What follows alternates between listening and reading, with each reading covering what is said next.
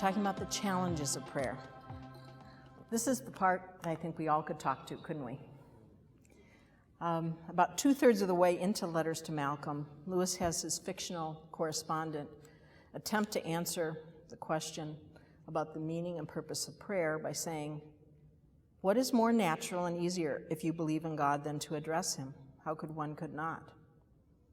In other words, we might say, what's easier? You believe in God, talk to him. Don't make it complicated. But Lewis answers his own question and says, for some people, thinking of prayer this way is easy. He said, for others, including himself, it's not. And I want to share briefly something that Lewis struggled with. It may not be your struggle. Hopefully you'll still gain something from it, but it might be the struggle of some who are here today. Lewis says when he prayed, he was often plagued with questions because of coming as an adult convert with a very active mind that always evaluated and looked at things and was trying to understand. And he said when he prayed, the question would come to him, who is God? How can I, a finite creature, know the infinite God? Who am I really? Who's the real I? Now, Lewis wasn't coming to just try to be philosophical about this. These were things that bothered him.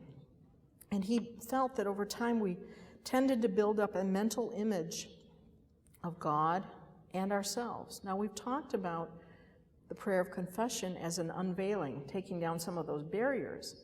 But even when the barriers are down, sometimes we still have a sense of ourselves.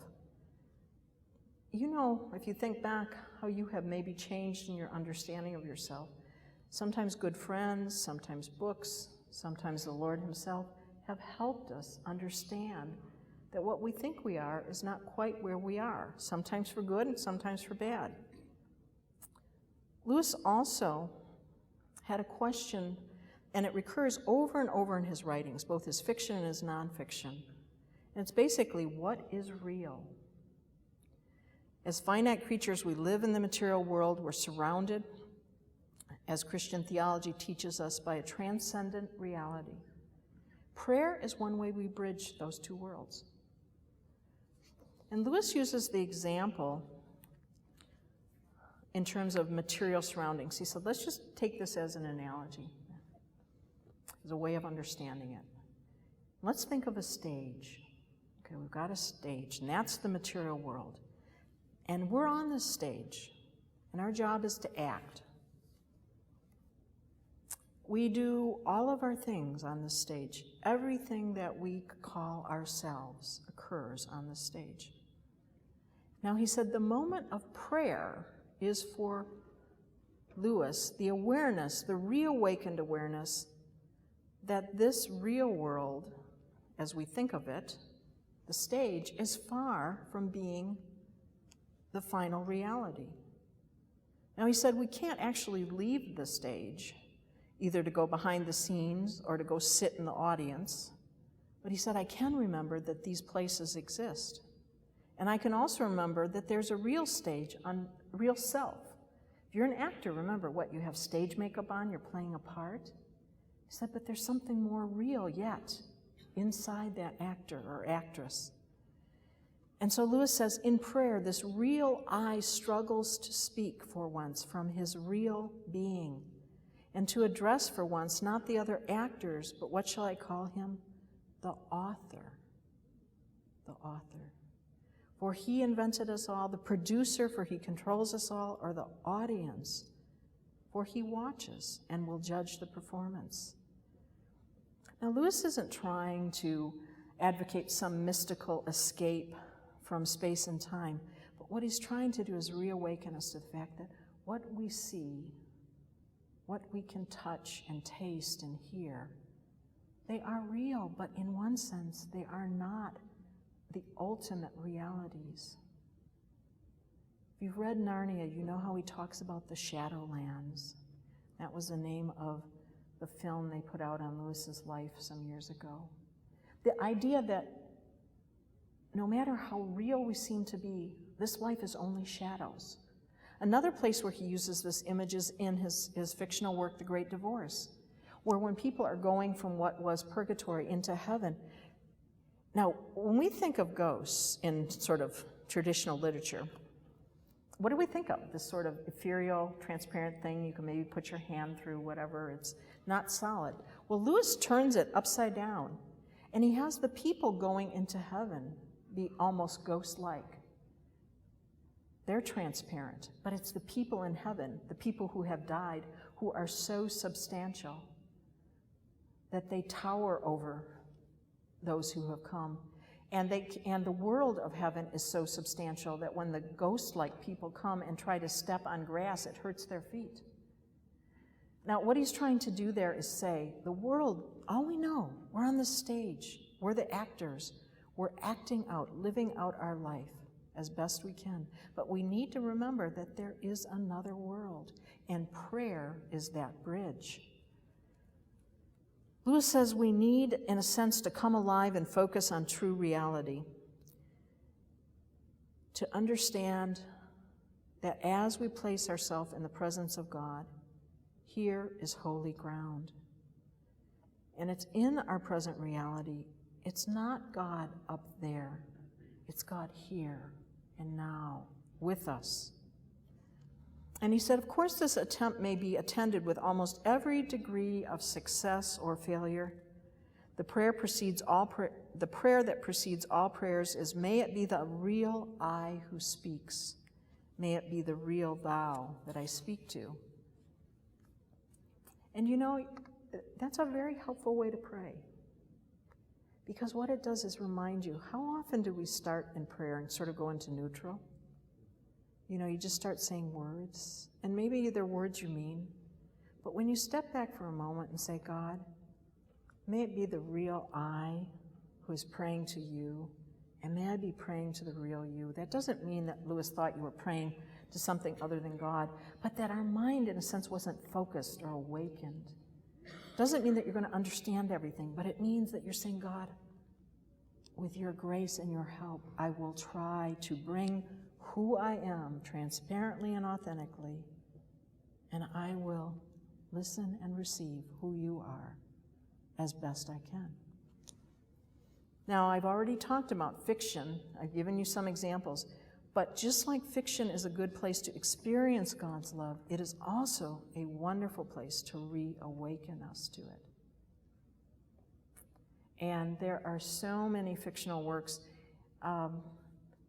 and yes, ones by Christian authors, like, if you like fantasy, The Lord of the Rings, there is an amazing amount in there about the Christian faith, about the qualities of the divine. There are so many books that different people like different types of stories. Some people don't like the Narnia books. You don't have to read one type of thing, but find something that actually speaks truth into your heart. That will make a difference. Now, in terms of the actual difficulties of prayer, the practical, everyday, nitty-gritty, after Lewis gets past the question of what is real, is this world real? Yes, but there's something much more real. Lewis raises two difficulties that come.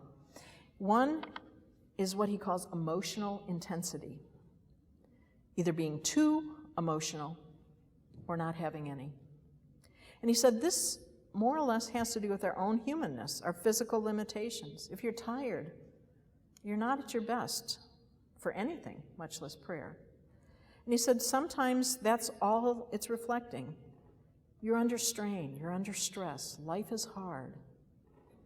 What you can bring is weariness. He also says that our own emotional reactions are not necessarily the best gauge to judge the ethical significance of our own behavior in terms of confession, which is why, at times, talking to a trusted friend can be very helpful. It can feel very vulnerable, but it can be very helpful. Bonhoeffer says some lovely things about confession in his book, Life Together. It restores community, but it's not necessarily a confession of what you did against someone else, but it's just the ability to discern. Lewis says minor sins often embarrass us, and they're difficult to confess. But at other times we do really horrendous things, and we're fairly blasé about them because we don't even notice. He said, only God is the one who can really plumb the depths of our emotions and bring up what is true. And he said it's an interesting paradox that we can't think deeply unless we actually involve our emotions. Otherwise, it's more or less an intellectual game. We're not really engaged in it. But he said you can't really think straight unless you are cool. If you're too emotional, you can't really think. And he said both are necessary. And it's another way of saying we need to know the doctrines, the teachings of the church. We need to have that foundation because our moods and our emotions are unreliable. They are gifts and they are good, but they're also sometimes just based on you're having a bad day.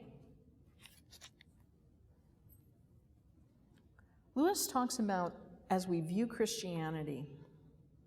This isn't about prayer specifically, but I think it's an important thing to keep in mind as we look at what Christianity is and what it isn't. He says, one of the great difficulties is to keep before the audience's mind the question of truth. They must always think you are recommending Christianity not because it is true, but because it is good. One must keep on pointing out that Christianity is a statement which, if false, is of no importance, and if true, of infinite importance. The one thing it cannot be is moderately important. And Dorothy Sayers takes it a step further, and she says, faith is not primarily a comfort, but a truth about ourselves. Only when we know what we truly believe can we decide whether it is comforting. Both Lewis and Sayers realized they had capacity. Sayers uses the word worked up emotions, and Lewis does too, manufactured emotions. We can get ourselves in quite a state. That's not what's true. And even in terms of love, loving someone else, we've talked about forgiveness and being in situations with people. I think the most helpful thing I've learned from Lewis in that is the fact that he says love is not an emotion in the Christian sense. It is a state not of the feelings but of the will. It's, in other words, it doesn't matter how you feel about that person. It's what you intend or how you act. You may not feel very good or very loving. You may not like that person, but in Christ, your actions can wish them well. You can do the right thing. That is very liberating when someone has hurt us, and we cannot walk away from that hurt. We're trying, we're praying. We can still will good for them. God says, love your enemies. That's how you do it, through the will, not because you like them. Now, Lewis also, and this may not be your issue as strongly as Lewis, but I would guess it's a part of all of our lives, that even God-given images, like the Good Shepherd, God the Father. Father is an image as well as a reality. These are given to us because we are finite, and how can we understand the infinite? But if we try to limit God and put him only in those images, Lewis says God is just bigger. He's just bigger. Those images aren't bad. They're good. They're God-given. But he said, this is what's incredible. He said, God himself must constantly work as the iconoclast. Now here he's using image in the sense of an icon. And what is an iconoclast? Someone who breaks those images. So this is not, we're not talking sin here or something wrong. What we're talking about is that God wants more. He wants to open us up to a greater understanding. And he said, every idea of him we form, he must in mercy shatter. The most blessed result of prayer would be to rise thinking, but I never knew before. I never dreamed. I suppose it was such a moment that Thomas Aquinas said of all his own theology, it reminds me of straw. Not that these things that we're learning now or we have learned are bad, but there's so much more. That's what Lewis is saying. And God himself longs to teach them, and God will do that.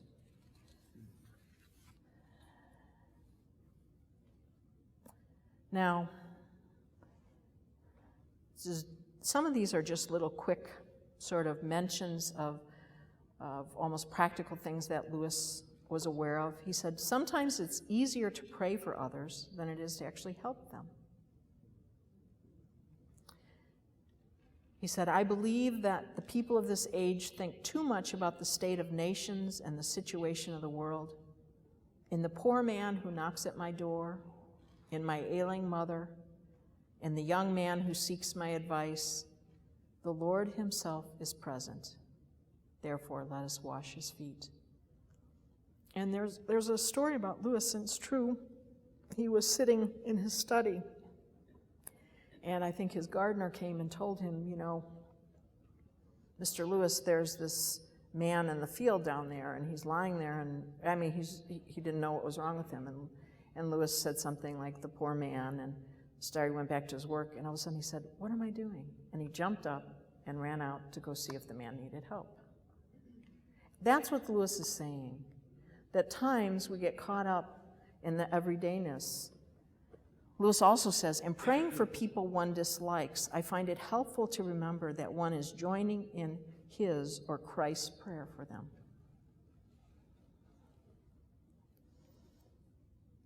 Now, we talked about unanswered prayer in other contexts, but just as a quick reminder, Lewis felt that when we do pray to have something over again, have something exactly the way it was before, in his experience, that was usually unanswered prayer or not granted. It was answered but not done. And he said, if God had granted all the silly prayers I've made in my life, where should I be now? Lewis talks about the fear, and in Letters to Malcolm there's a poem, and he says he found it and it's by an author and he doesn't know. That's actually a poem Lewis wrote, if you're interested. It's in Letter 13. But in there he has the lines, the haunting fear that there is no one listening, that prayer is actually soliloquy, someone talking to himself. And Lewis struggled with that, and I think maybe if we're frank, we all do at times, where we know God's there, but it just feels much like we're alone. But Lewis would say this as an encouragement to you. And this is what he wrote to someone in a letter. Say, continue seeking him with seriousness. Unless he wanted you, you would not be wanting him. That's a good word to remember when it feels a little dry, when it feels a little alone. Now, the prayer of confession, we've talked about how our sense of shame is often the biggest hindrance to us coming to God. But we still need to figure out how to deal with appropriate confession, don't we? Lewis writes, if our heart condemn us, God is greater than our heart. And equally, if our heart flatter us, God is greater than our heart. I sometimes pray not for self-knowledge in general, but just so much self-knowledge at the moment as I can bear and use, the little daily dose. That's a very important lesson. Lewis is saying we get overwhelmed. We don't know what to do with it. So he said, I asked God, teach me today what I can handle, what I can learn, what I need to deal with. Try not to bite off more than you can chew. Try to deal with that.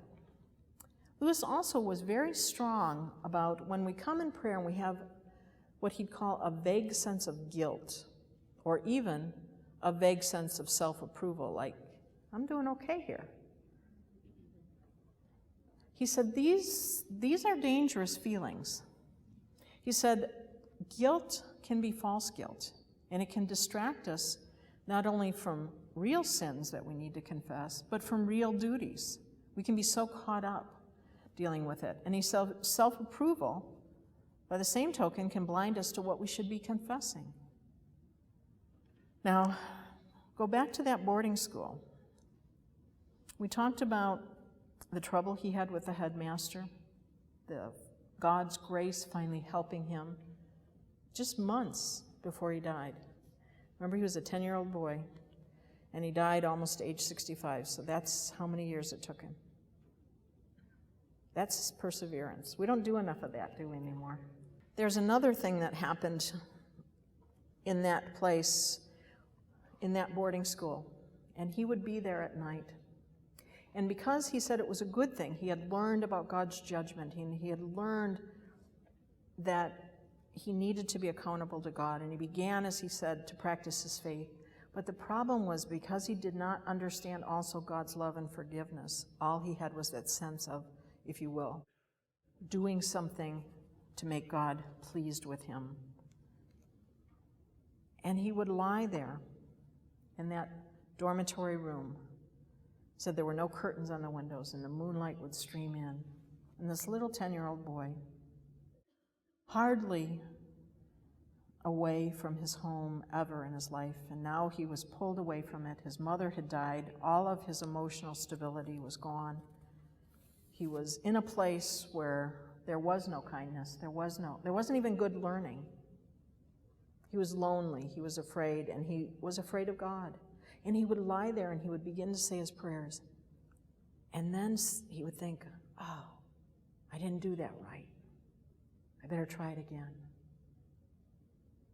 And he'd pray again. And he'd say, I don't know if that did it. And he would pray. I call it sort of introspective angst. He just couldn't feel like he did it good enough. And what Lewis came to know as an adult is, of course, he couldn't do it good enough. Because he wasn't to do it. It was God's work. But he also realized that that was a great lesson in his life, that those emotions, how untrue they were, how false they were, those things that kept driving him back to prayer that was not prayer, in that God wasn't asking that of him. He was trying to deal with his own false guilt and conscience. Lewis also uses the example of, as a teacher, and he was a teacher. You have a pupil and they bring you something and their work is okay, but there's a lot of problems. He said you rarely sit there and say, okay, this is bad, this is horrible, that's rotten. No, you totally discourage the student, wouldn't you?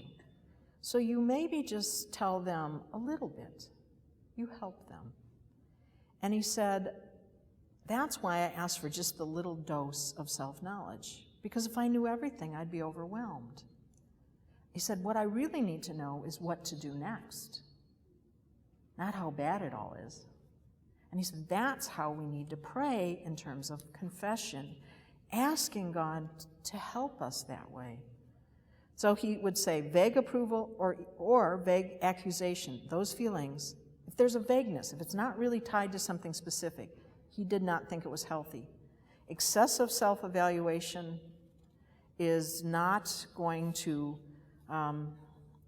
really bring us in the right direction. He said, it is best that we simply know what to do and we obey, trusting to God that if there is definite sin, he will bring it to mind at the right time. Now, does that mean we shouldn't reflect on our sin? Absolutely not. But Lewis would say we don't do it all the time, continually. Once again, we've just come off of Holy Week. That is a special time of reflection and confession. Lent, the season of Lent. All of those are an essential. But the church, in its goodness, in God's wisdom, Lent is 6 weeks out of 52. So, that does not mean, though, that you should not have a sense of confession or reflection on a daily basis. Let me read to you, and this is a book that I would also recommend to you by Ruth Haley Barton. It's called Sacred Rhythms. If you want a very accessible but very wise and very good source to begin to practice various aspects, this will give you more fleshing out, not just defining. And Ruth Barton is very solid and understands the theological background, but she's also a spiritual director, and she works in this area a lot, and it's just a very good book. Well, this particular quote from her, I think, says well what is often called the examination of conscience, what we might do. And this is Ruth's words. There comes a time in the spiritual life when one of the major things God is up to is to lovingly help us see ourselves more clearly. For some of us, our sense of worth is so fragile, or our perfectionism so pronounced, that we are not sure we could bear facing the truth of our own darkness. Yet one of the deepest longings of the human heart is to be known and loved unconditionally. The problem is that most of us aren't willing to take the risk of being seen so completely. There is always something we are hiding for fear we will be rejected in the end. Self-examination is a practice that facilitates spiritual awakenings. In other words, it's the first step. It's how you begin. When practiced rightly, it leads us into a greater sense of God's constant, loving presence in our life. The real issue in self-examination is not that I am inviting God to know me, since he already does, but that I am inviting God to help me know me. There's also another practice that's similar. People call it the examination of consciousness, and that's more to become aware of where God is working in your life, where he has touched you, where he is calling you, where he is loving you.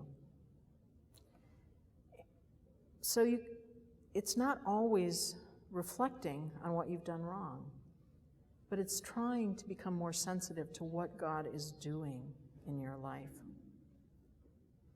Now, to give a little bit more background from Lewis on reflection and what he would call the penitential prayers, he said the lowest type of penitence is what he terms pagan penitence, which is an attempt to placate an angry God. And he said it's easy to think that's a low form that's not at all a part of our Christian experience, but he says, what about the Psalms? They sound that way a lot.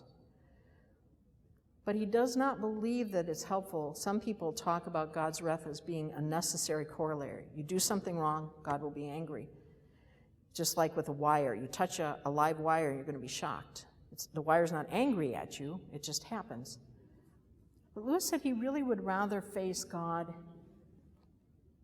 anger over our sin because he doesn't want it to do it. It's not just something temporary. He said, anger belongs to the realm of somebody who really loves us. God loves us so much he does not want us to sin. And then, he said, you view penitence as an act, something like an apology.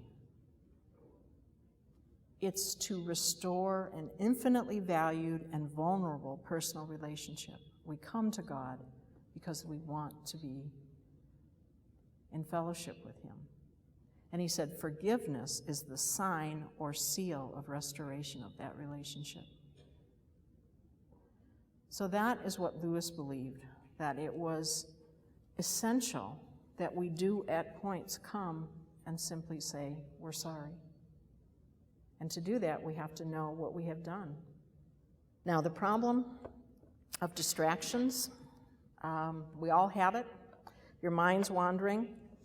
A funny thing is Lewis using the example, and this is from the unpublished manuscript, it's not in Letters to Malcolm, but he talks about learning to play golf, and he said, when you begin to learn to play golf, you're told to keep your eye on the ball, not on yourself or the club or something else. Now, if you know how little Lewis likes sports, you can tell how desperate he was to find ways to explain prayer. But in prayer we do. Our mind wanders. And, you know, the traditional classic wisdom is to just, people write about prayer. They just say, just gently bring your focus back to God. Don't beat up on yourself. And Lewis said, it's not simply that we shouldn't set our standard of how we pray or what we do too high. We shouldn't set a standard at all. And by that he means you come to God and do the best you can, but you don't evaluate your prayer. You simply pray. There's a time to evaluate yourself during confession, but you don't evaluate the quality of your prayer. So don't fight it, don't get upset about it, just sort of shoo away the distraction. And just a practical hint that helps some people. If you're praying and you get distracted, have a piece of paper and a pen there, and if it's like, oh no, I really need to call so-and-so, write it down, and then you can forget it. And when you're done praying, you can do it. Simple little thing. Now, prayer is duty. Whether we feel like it or not, Lewis said, prayer can be irksome, and it can be confusing to us. Why? Conversing with God, which should be so incredibly, what an opportunity, what an invitation. But he said, right now on earth, as finite creatures, we're at school, and there are people who call the school of prayer. We're here learning. We're learning how to pray. And he said, in heaven, such duties will disappear, but the results of faithful obedience will not. Often what we think are our best prayers may in truth be our worst prayers in God's eyes. He said, it's like building the altar in one place and the fire comes down somewhere else. Lewis writes, we must lay before God what is in us, not what ought to be in us. And that echoes another classic teaching in those who write on prayer, which is, pray as you can, not as you cannot. So all of these things are good. All of these things are important. And Lewis also, and you can take this from the source, Lewis loved monotony. He loved doing the same thing over and over again. That was Lewis. But he said, I think it's good if we pray differently at different times. We do different types, we try different things. Maybe it's praying extemporaneously, praying with your own words, sometimes using written prayers of others, sometimes using the prayer book, etc. He's saying, I think that's good because we can get into ruts. So if Lewis, who loved monotony, said that, maybe we should listen to it. But nonetheless, every type of prayer isn't going to always work for you. And there may be seasons where you practice different types of prayer. So I would just say to you, pray as you can, not as you cannot. Don't evaluate your prayer. Go to God and let him teach you. Our next and final session will be covering the transforming nature of prayer. And we'll be looking more at Lewis's own life and spiritual practices then.